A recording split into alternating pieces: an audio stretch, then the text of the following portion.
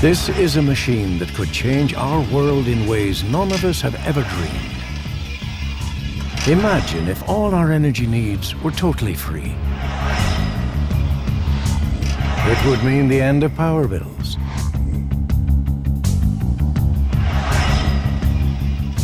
No more visits to the gas station. Fossil fuels will become redundant overnight.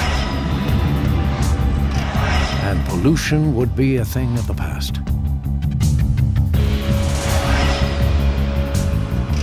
The poorer countries could rid themselves from the ravages of famine, and deserts could be turned into oases.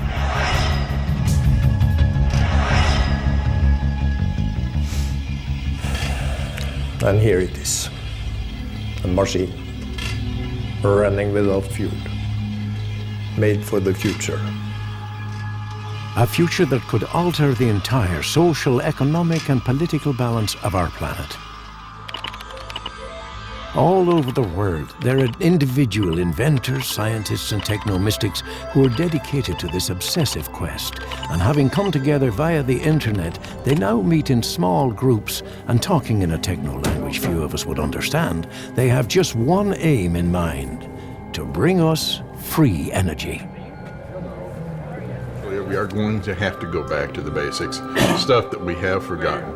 Anything greater than 100% is over unity. The unit produced like 1.5 times more thermal energy than it took Canadian to technology that claims that it gives it's a device like a transformer with a circuit with capacitors, inductors, I think coils, the most whatever. promising technology that we'll see soon, I have to think that's going to involve magnetism. The magnetics, yeah, it stands a real good place, but the one that can be in place first is the hydrogen. Change the world in a period of months. The world will change. Conventional scientists refer to believers in free energy as crackpots, conmen, or kooks, because they work outside the current laws of physics, and they believe there are a number of free energy alternatives to fossil fuels and nuclear power, including anti-gravity as a power source, turning magnetic force into usable electricity, collecting energy from the sky, free energy motors that can recharge their own batteries, self-driven electromagnetic engines with enough power to put spacecraft into orbit, and of course, traditional perpetual motion machines that power themselves. Is it important? Of course it's important. Not only would free energy change our world, but it would also be the end of the fractious economy of oil. And of course, governments are afraid of it, and societies are afraid of it, because suddenly there'll be an equalization of power. I mean, when suddenly the power companies no longer can charge you monthly bills, and the oil companies, there's a lot of negative stuff, and I'm probably dead just from saying this, but a lot of people think like that, and they think it's possible that we can make these little devices that will let you produce energy. You become totally free.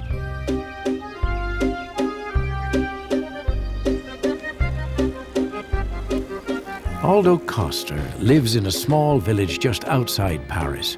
He's a retired car mechanic who, for the past 50 years, has been obsessed with a single idea: to design the ultimate perpetual motion machine.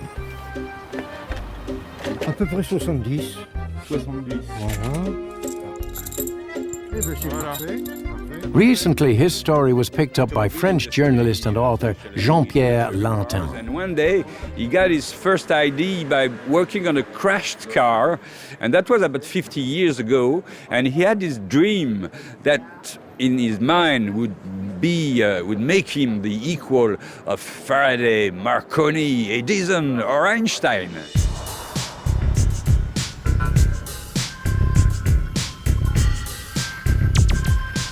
As a single-handed project, this giant wheel is an extraordinary achievement in itself.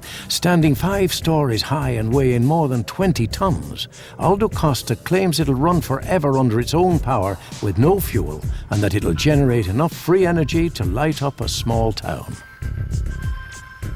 Flying in the face of conventional science, such a project inevitably attracts the skeptics, such as this man. amateur thespian, full-time engineer and part-time scoutmaster, the self-appointed policeman of the free energy movement, Eric Krieg. For the past 7 years, I've had a prize offer of $10,000 out for proof of free energy, which may or may not be a perpetual motion machine. I've talked to many people from around the world who believe that they will soon get my prize, but as yet, no one has showed up to take the test. Aldo Costa would have some difficulty in transporting his wheel from France to America, but with the help of Jean-Pierre, he sent Eric an email claiming the $10,000. Dear Monsieur Eric, I have constructed a perpetual motion wheel that will run forever with no fuel. Please, I would like to claim your $10,000 prize. Signed, Aldo Costa. There have been some complex working devices. They've been called perpetual motion machines by the inventors themselves. As for Aldo Costa of France, I don't know too much about him. There is not much on the internet. He is a relatively new contender for the perpetual motion prize, but you simply can't get energy out of nothing. Eric Krieg has history on his side. Over the centuries, there have been literally thousands of perpetual motion designs, none of which have ever worked, and it has driven many a good man to despair, fraud, madness, and suicide. What is important to understand about Aldo's work, if one wheel is not enough to generate much power, but if the system works, if hundreds of wheels in series could be constructed, it should be enough to generate power to the whole world. To understand the extraordinary claims Aldo Costa was making, here is a classic perpetual motion design, and there appears no reason why it shouldn't work. The weight of the falling balls turns the main wheel, which in turn raises the elevator that brings the balls back up to the top for reuse. At the same time, the wheel operates this generator, and we have a fuelless machine that will run forever, supplying us with free energy. Yeah, not quite. Unfortunately, the weight of the balls on the elevator, plus the friction of the various moving parts, together with the extra power needed to turn the generator, all add up to greater than the energy provided by the weight of the falling balls. So, fulfilling the current laws of physics, this machine wouldn't achieve a single turn of the wheel, let alone run forever. Now, as soon as you say, if perhaps the angle of the elevator could be a little less steep, and maybe the balls a bit bigger, then you're in deep trouble. You are in danger of becoming obsessed by perpetual motion and spending the rest of your life divorced from your spouse and married to a machine. As Aldo Costa would tell you, obsession is a hard taskmaster, but at last, after half a century, he claims he has overcome all the pitfalls of perpetual motion. And if he has, this machine is a real threat to those individuals, companies and countries whose fortunes have been underpinned by gas, oil and coal, plus perhaps others who have a vested interest in maintaining the status quo. So far, since the machine is finished, Aldo has had visits from physicians from a lot of countries, actually, from Italy, from Canada, from Russia, and also some eminent French scientists, some of them member of the Science Academy, to establish if it's really what we can call perpetual motion or not. One of my most popular web pages is my history of perpetual motion machines and free energy devices, which unfortunately reads like a litany of fraud, often committed by once sincere inventors that simply can't accept the prospect of failure. One such inventor was Charles Redheffer. Here at the Franklin Institute, we have this wonderful Isaiah Lukens model of Charles Redheffer's perpetual motion machine, and it seems to have worked or didn't work by utilizing these inclines and weights and a very elaborate system of counterbalance. What the people saw was a device that apparently ran under its own power, but a young engineer by the name of Coleman Sellers thought he smelled a rat. Coleman Sellers realized that the larger wheel was actually pushing the power wheel. And he realized that by looking very closely at the cogs and saw that they were wearing out in the opposite direction. This model clearly shows that the machine was actually driven by a clockwork motor hidden underneath the machine, and that an attendant would actually wind the clockwork motor by pretending that he was dusting it on a regular basis. Charles Redheffer had been charging the enormous sum for the day of $5 each for people to view his magic machine. So now, in fear of an angry mob, Redheffer hoofed it out of Philadelphia only to try his scam again in New York, this time exchanging the clockwork motor for a servant turning a handle in the room next door. Today, the prize for inventing a free energy system that could power the world is, of course, enormous. Way back in 1946, an inventor by the name of John Searle claimed he had designed a technology that used magnetics to produce unlimited free energy, and that he could use this technology to power a flying machine that could carry 2,000 people from London to New York in under half an hour. It is built very simple. Round here is the actual drive part, which is, by the way, all electric magnetic system. Beneath, you will have 8 legs on the actual craft, and combine all, it will take 2,000 passengers. It will be economic to run because there's no fuel bill. Why do you think people don't believe it? I don't know, believe the motor car was coming, or the train, or the aircraft. So why should they believe about this? John Searle persevered in trying to persuade others of his dream, and finally the media did begin to take him seriously. The only person that has ever developed this technology is Professor John Searle. He did this from 1946 through 1978, I think the last one was done, and is capable of redoing it again. This thing wanted to fly. So to me then, the easiest thing was to work on a body. Let it fly.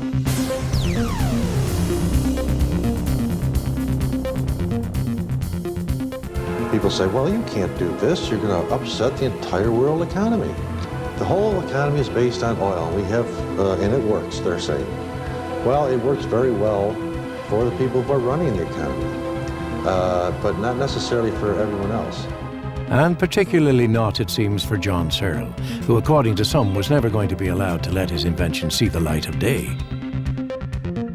I come from an ex-Secret Service background, where I was in electronic intelligence. John befriended quite a well-known figure in the States, a CIA informant. And it's only shortly after that, when John got back to UK, that things went horribly wrong for him. And they attempted to say that John was illegally accessing power from the national grid, then imprisoned him for some 6 months. 2 things have to happen. We have to give away free energy technology, and we have to give away gravity control technology. That's the only way that that stuff's going to get out, because there are so many other interests that want to keep it quiet. And that's why you hear all these spook stories about people, and families are threatened. It's not just threatening the person, it's threatening their family and all their friends, and that's what scares the heck out of people, and they say, well, we'll shut up. They'll try to find some legal mechanism of closing you down. If you're an idiot and go and try and patent it, you've given them all the inroads on where you are, how to contact you, etc. So be ultra wary of that. And be careful of getting a bullet in the head. John Searle must be good at dodging bullets, because today, age 72, he has managed to keep himself and his dream alive. This meeting in London is with Harold Asperdon, who has an honours degree in engineering from Cambridge University and is also the retired head of IBM's European Patents Division. Before we pop off, but that's life.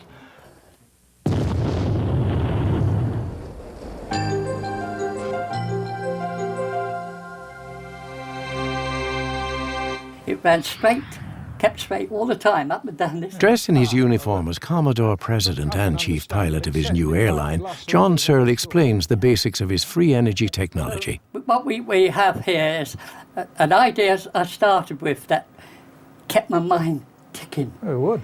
This is a basic decide of the model we want to build, a flying machine. This is the basic structure idea of how to go about assembling this concept.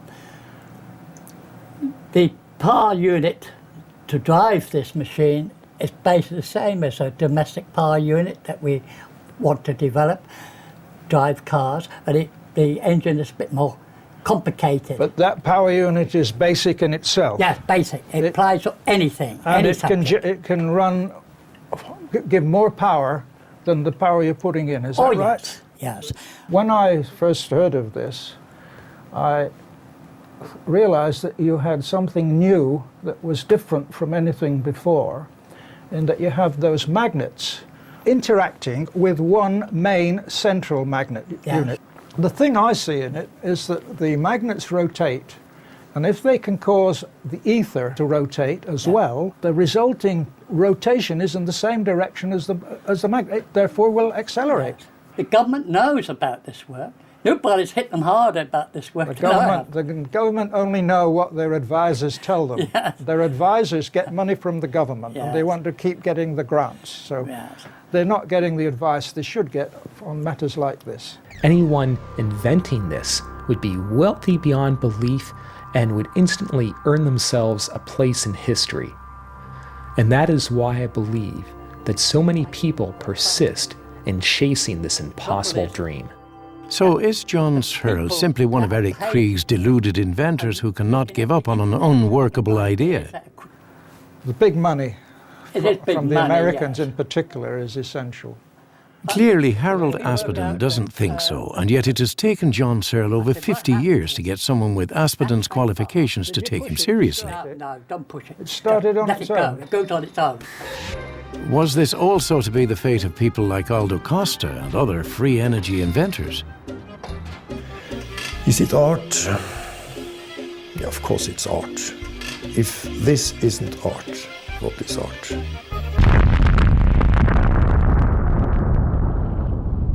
I worked at the Los Alamos National Laboratory for 34 years, exploring energy production from conventional nuclear sources. And as you know, Los Alamos National Laboratory developed the first atomic bomb that was used on Nagasaki and Hiroshima in Japan. New ideas frequently come from outside of conventional science. I mean, I myself, being a conventional scientist, look at things objectively, look at things in terms of the rules, and it's more difficult to think outside of that. The people who do that generally are people who are very unusual. On KeelyNet, we get roughly 600 hits a day, and we get a lot of emails from people all around the world that a lot of ideas, a lot of claims. There's something uniquely beautiful about the idea of perpetual motion and the people who pursue it, and some of the ideas that KeelyNet has been promoting for years as a central clearinghouse for something like 15 years now. We study perpetual motion, alternative science, and different aspects of what's called unorthodox science. Okay, put this here. Doug Conson is an alternative and some would say unorthodox scientist. Doug designs over-unity motors, that is, motors that put out more energy than it takes to run them, producing a perpetual flow of free energy. Let's see. It's okay, go. Here. What we have here is a motor that can run continuously forever because you run it on one stack of batteries and you charge up another. So this is a combination motor generator. This is what I'm into now. You have a little motor right here. Now the way the motor works, it's a pulse motor.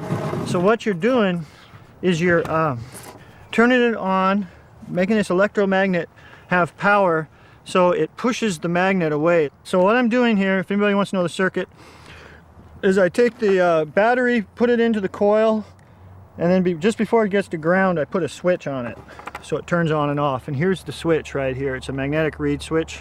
It's a switch that's controlled by a magnet going by it. This flame that happens inside this reed switch has a lot of power to it. It should have as much power in there going in as coming out, because every time that coil turns off, all the energy contained in the coil comes kicking back.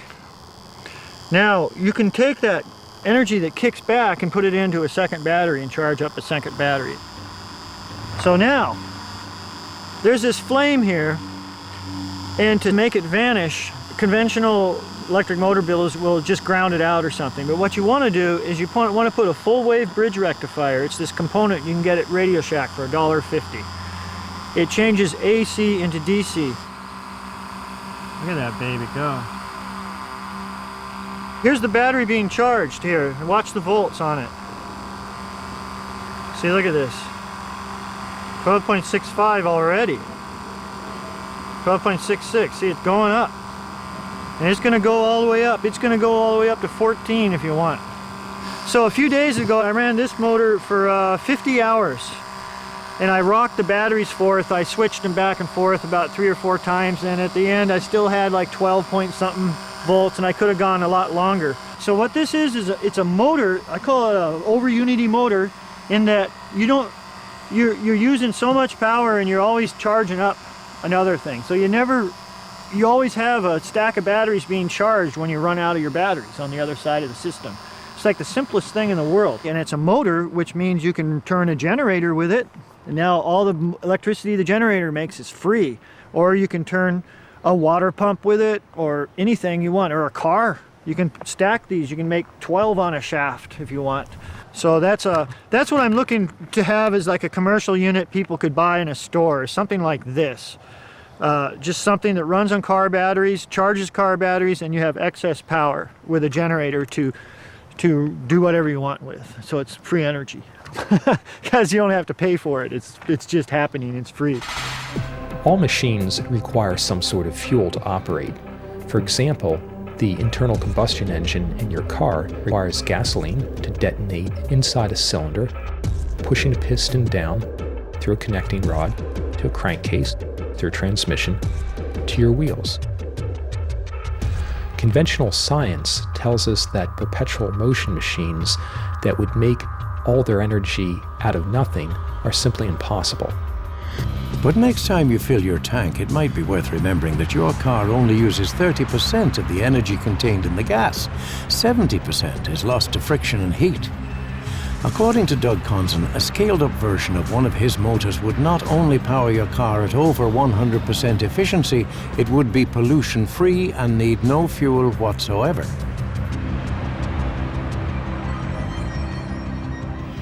Is this a dangerous machine?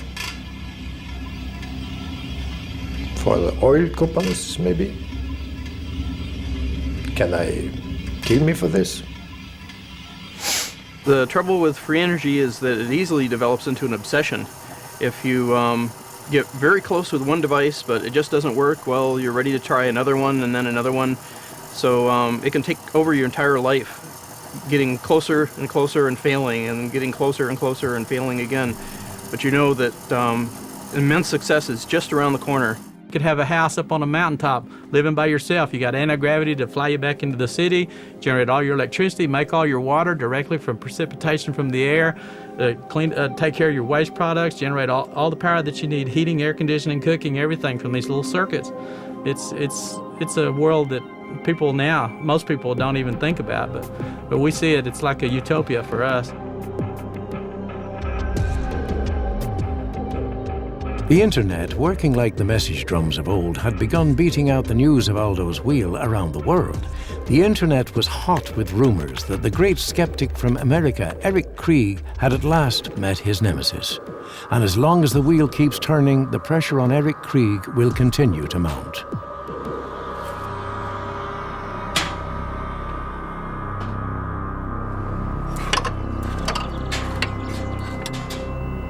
For every perpetual motion design, I see not just wishful thinking, but a misunderstanding of rules of science.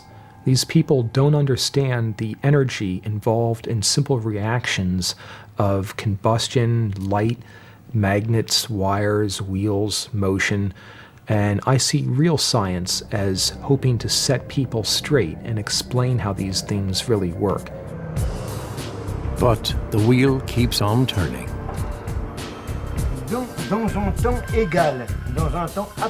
As a trained mechanic and self-taught mathematician, Aldo was fully aware of the laws of physics, but he claims to have broken through the battle against friction and gravity. He explained that the wheel was always heavier on one side than the other. On the end of the spokes, there are 256 movable weights. At the bottom of the wheel's arc, the green levers activate these individual mechanisms. Each weight in turn is pushed toward the center of the wheel, at the same time contracting the light springs inside the green plastic covers. Then, as the weights reach the top of the arc, a similar system is used to trip the springs, allowing the weights to be pushed back towards the perimeter of the wheel. Thus, the half of the wheel moving downwards is always heavier than the half moving upwards. And according to Aldo, the wheel must therefore turn forever. Perpetual motion is, of course, only one way of producing free energy. For centuries, magnetism has been a known but mysterious source of energy.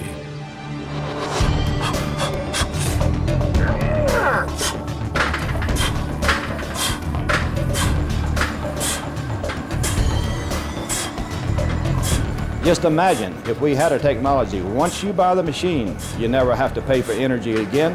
Think of the phenomenal changes we would make. We're going to take 25 watts and run a 7,500 pound machine that I have built that you see in front of you here. That should be totally impossible by all conventional technology. This is it now. Joe Newman claims that this machine, using no more power than is used to light a bedside lamp, will convert magnetic power into usable electricity, multiplying input to output by many thousands of times.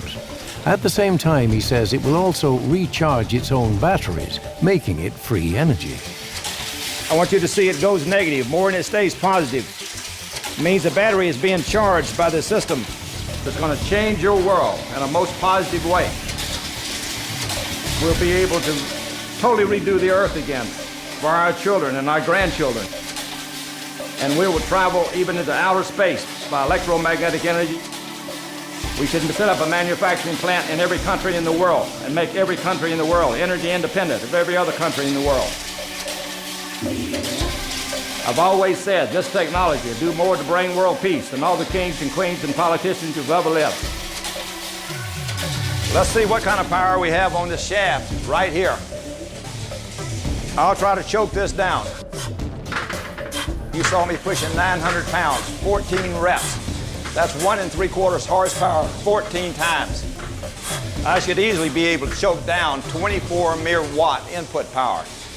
I'll try that and see if I can do it.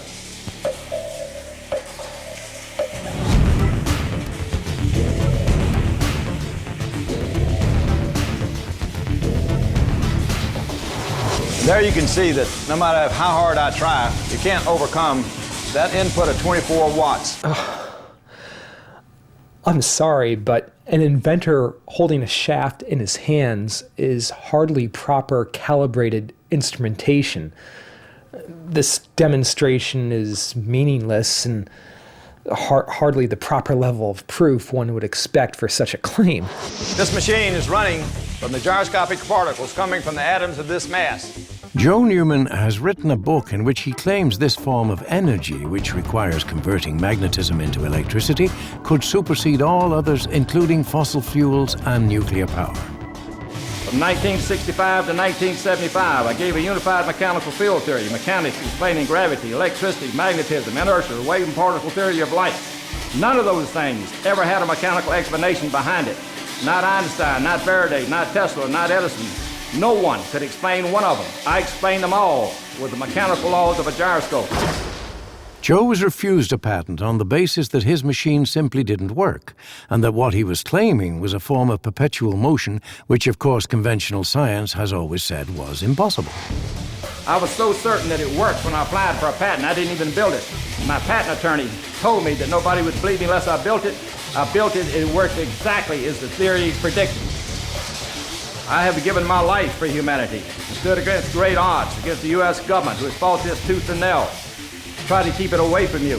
And many congressmen, 11 congressmen, introduced bills into Congress to issue this patent, to see that it would be produced for hundreds of millions of people across the earth. And that's the quote from them, that there was a conspiracy by the U.S. Patent Office and named Thomas Penfield Jackson, who's an SOB, who tried to stop this technology.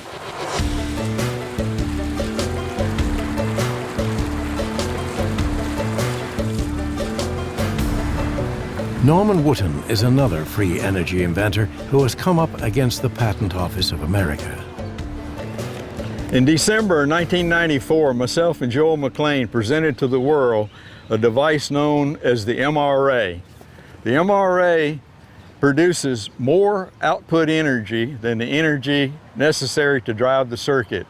It has been independently tested and verified by 6 different agencies, with the final output figures as being 256 times more energy out than energy input. This information was provided through the National Security Agency, who we strongly suspect at the 11th hour caused the patent to be denied at the Patent Office, rejected with no explanation as to the reason for rejection. It's hard to believe, you know, here we are surrounded by the clouds and the mountains and, you know, the sky, and we're surrounded in a sea of energy.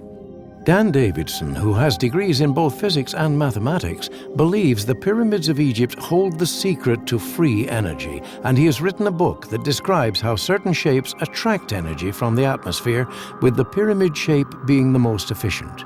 But he too claims to have been sidelined by the Patent Office of America. There's a thing known as a classified patent system, which hardly anybody knows about.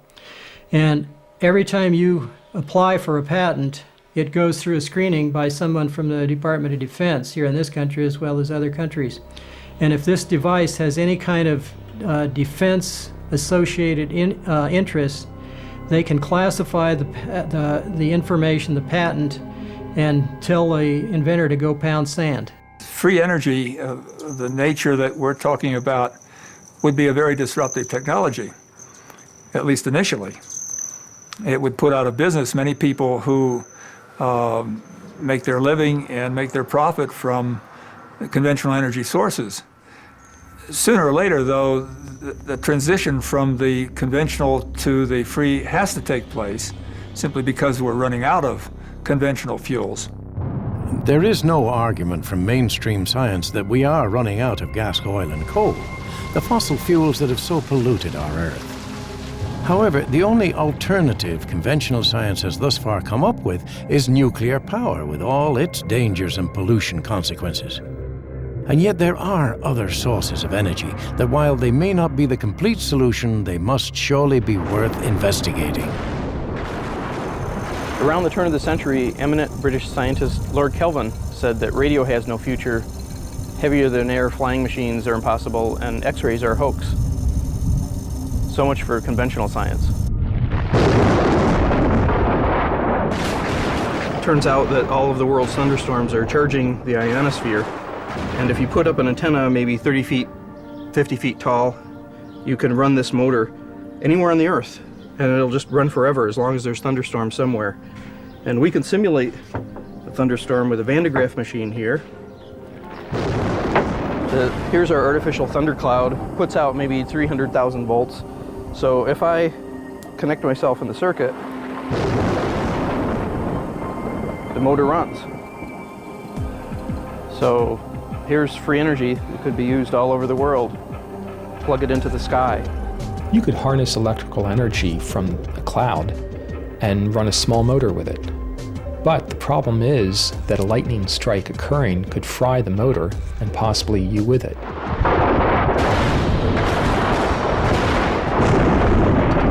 22.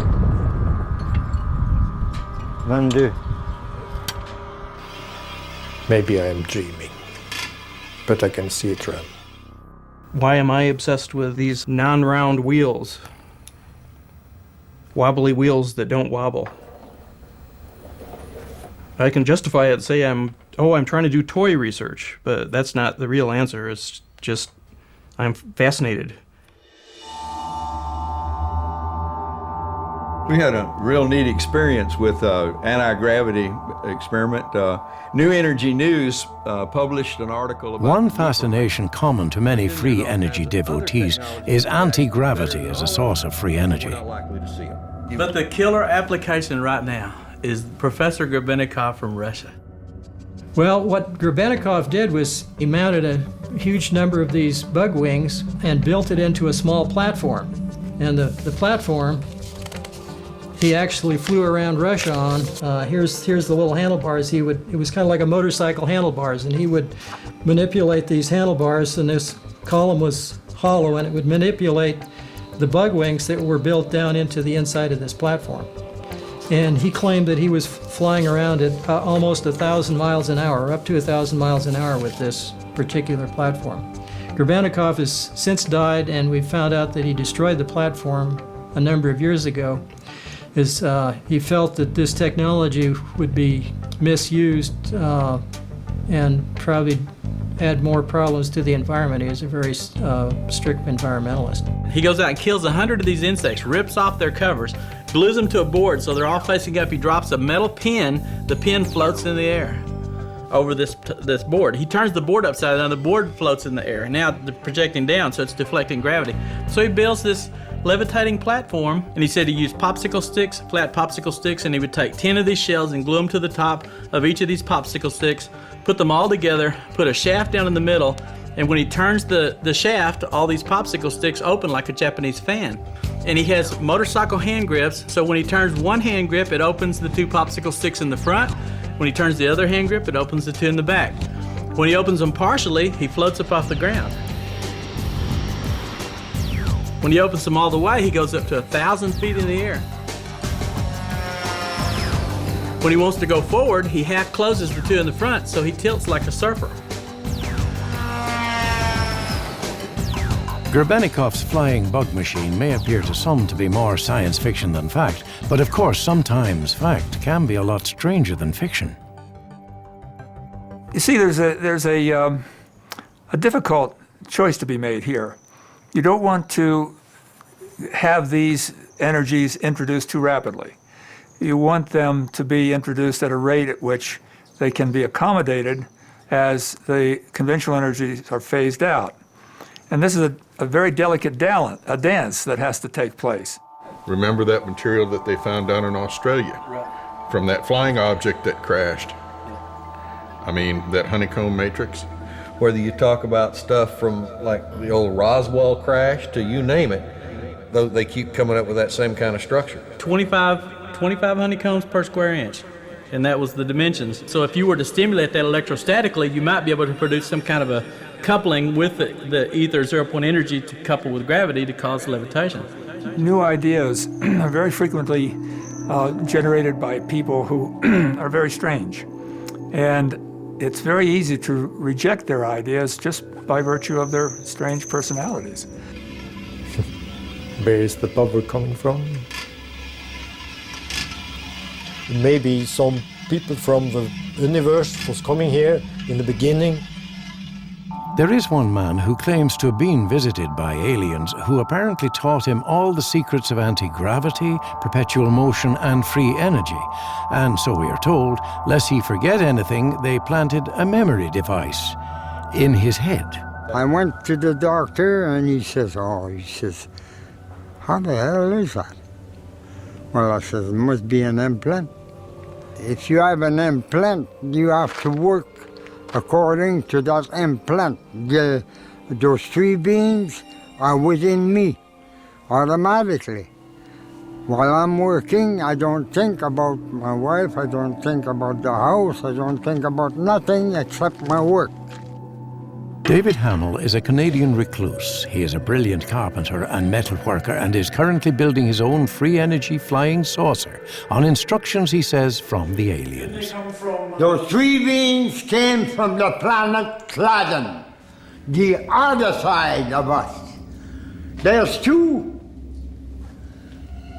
planets. Earth, Cladden, and in between, what do you think is there in between? There's the ionosphere. You can't go to it unless you use granite. I wouldn't be surprised the little ship that took off from me is up there in pieces. I took pictures of that, and I only got 6 pictures that were good enough. Apparently, David Hamill's prototype had taken off on its own, and according to David, the Canadian Air Force are still looking for it. You can read everything in there. This is the floor with a stairway to go upstairs. Now, Colon therapy and an advertisement for Robinson's Jam seem to have somehow got mixed up with the design for David's flying saucer.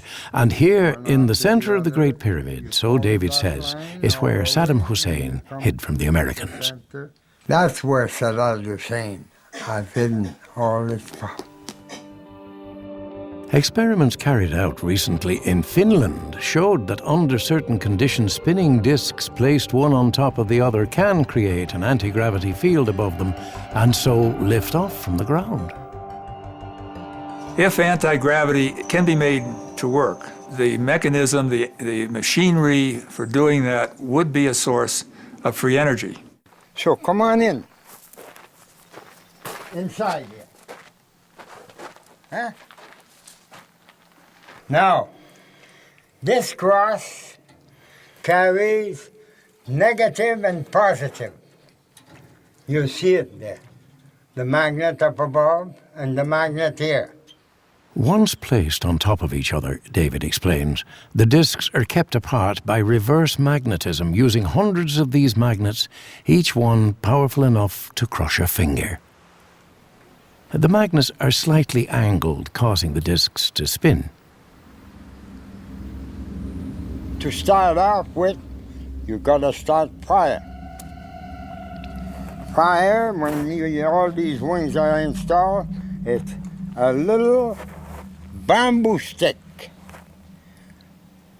You know, you go through your teeth with a toothpick, bamboo made. You just put it there and put the other wing on it at the right height. And then the other wing, the same thing, 3 more toothpicks. Only 3. 3 toothpicks. Because it floats. This is going on top. It's all granite. Just think about it. It's supposed to be all granite. This encave in the granite. So the air passes. So if it is all granite, then the hole you got there is the breather, God's breath, just like you are breathing. Well, if it's breathing, the hole that's there goes up at the top of this. It's built upon a stone end. So is David Hamill simply an eccentric, suffering from delusions and dreaming impossible dreams? Maybe. But it is worth noting NASA are currently working on an anti-gravity flying disc that is not at all dissimilar from David Hamill's design. It's high time that they do recognize what I'm doing is the Lord's work and not foolishness. And if the TV cameras that are taking me in the picture, I hope they take my word for real, not foolishness. 34, 35.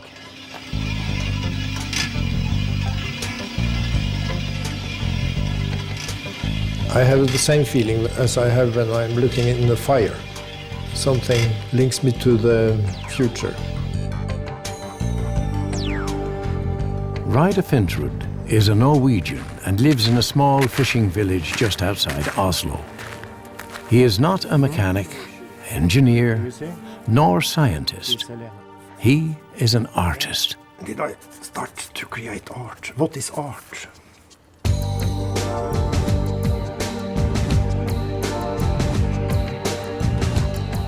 But as well as being an extraordinarily prolific and creative artist and sculptor, Reidar is also a visionary and a mathematician.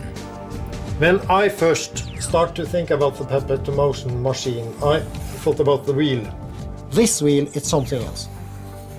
The weight is on the top of the wheel, and from this position you can start working. I think you have to do something else. You have to do something, and so I start with the pendulums. I look at the wheel and put strings on all over it. So it comes up. When I had a lot of hanging points, it's come up. Amazing. It was the yin and yang system. And then it started to be so amazing, so I couldn't go to sleep. I had to stay awake and make this machine. What was the beginning? What was the meaning with the yin and yang? This is the mathematical symbol for the force, the free force. Ryder Finsrud works 18 hours a day, 7 days a week, and his obsessive nature shows clearly in this self-portrait. Ryder genuinely believes that, scaled up, his perpetual motion machine could well form the foundation upon which a new egalitarian society could be built, with everyone receiving free energy. And in fear that there may be those who would wish to suppress such a possibility, he keeps his machine locked away in a vault in the basement of his gallery. But is it perpetual motion?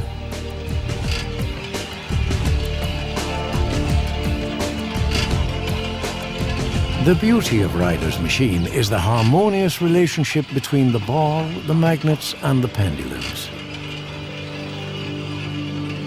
The ball is attracted to the horseshoe magnets, but the swing of the pendulums ensures these are lowered just in time to allow the ball to pass.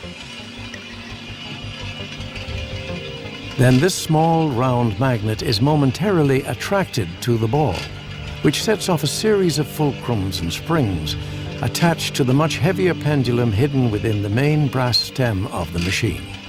This central pendulum is surrounded by powerful magnets that force it to bend this spring and so oscillate the track in such a way as to ensure it is at all times slightly lower just in front of the ball. These springs in the center of the track are there to give the three smaller pendulums an extra boost each time the ball passes over them, thus ensuring they do not lose any of their momentum. In order to generate electricity, the ball would have to have enough momentum to, say, hit the arm of a paddle wheel each time it passes. And once you have an axle that turns, you have the ability to generate electricity. But the importance of Ryder's machine cannot be overstated. Over the 3 days it was filmed, the ball maintained a constant speed measured to 1/25th of a second.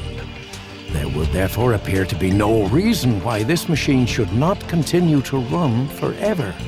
Perpetual motion, something that for 300 years conventional science has said is impossible.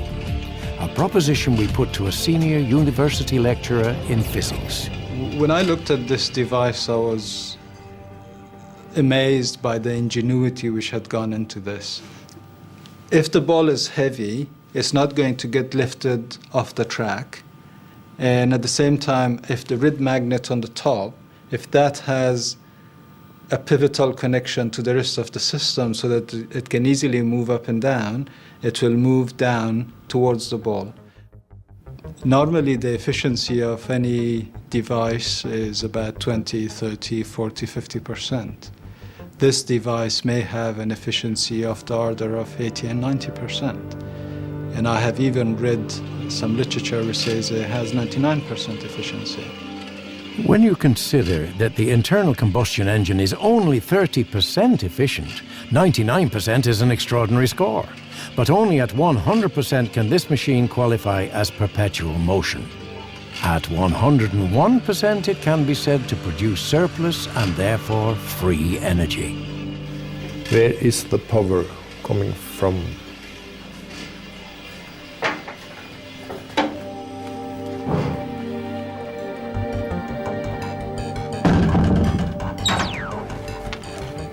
I had scientists from all over the world looking at it, and they can't tell me where the power is coming from. The claim that this is going to run permanently or indefinitely doesn't seem to hold because the second law of thermodynamics tells us that this is not possible. The fellow from Norway sounds sincere enough, but I really don't think he can come out ahead with just magnets, wires, and wheels.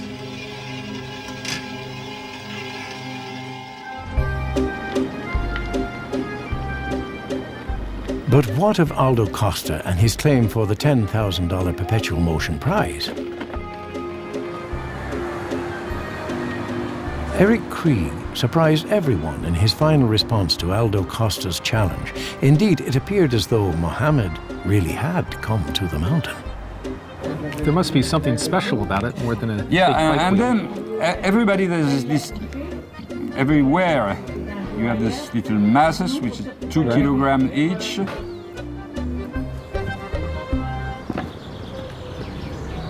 Wow, this thing is huge.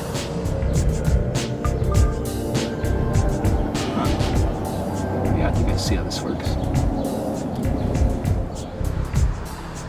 Not only, it seems, had Aldo done the maths, but with every nut, bolt and rivet, he had backed his absolute belief that, contrary to the current laws of physics, energy can be produced by a fuel-less machine. He had, he believed, found the holy grail of science, perpetual motion. It is a nice view of the French countryside from high up in the air here. It is impressive that one old man built all of this himself.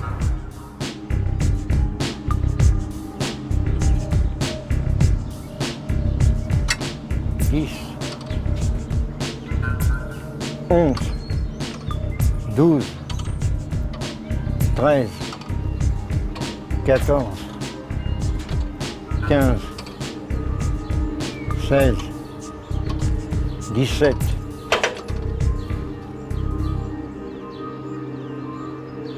Monsieur Eric, quand on l'arrête, la roue, on la tient, on la lâche, pourquoi elle repart? So when the wheel is stopped, why did the wheel start again? Some friction is variable. There are other sources of power that can come in. The wind can make a slight amount of power. The sun hitting one side and not the other side can expand it a little bit and make it counterbalance that it might move. From my experience with science and engineering, I can't see how this would ever be a source for external energy. In fact, with all the different sources of friction on this, I don't believe it can be a perpetual motion machine. Pour lui, il ne voit pas d'où la puissance viendrait. Par contre, il voit beaucoup où la puissance pourrait être dissipée par notamment tous les mécanismes de friction. D'après toutes les explications que vient de me donner M. Eric, les objections sont réelles, il les pense vraiment. Mais c'est l'opinion d'un seul homme. Et ça s'arrête là. That, said Aldo, is the opinion of just one man. And the wheel keeps on turning.